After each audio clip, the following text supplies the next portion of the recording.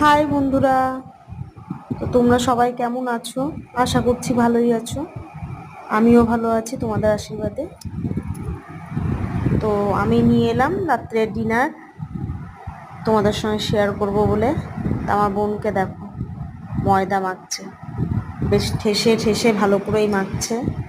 আর ওদিকে চলো তোমাদেরকে দেখাই।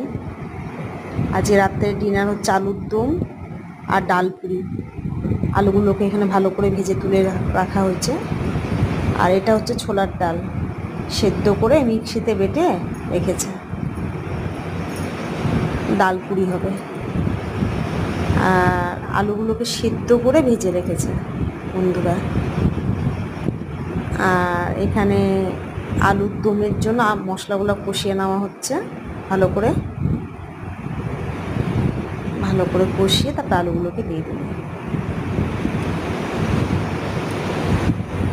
সামান্য শুকনো লঙ্কার গুঁড়ো দেওয়া হলো।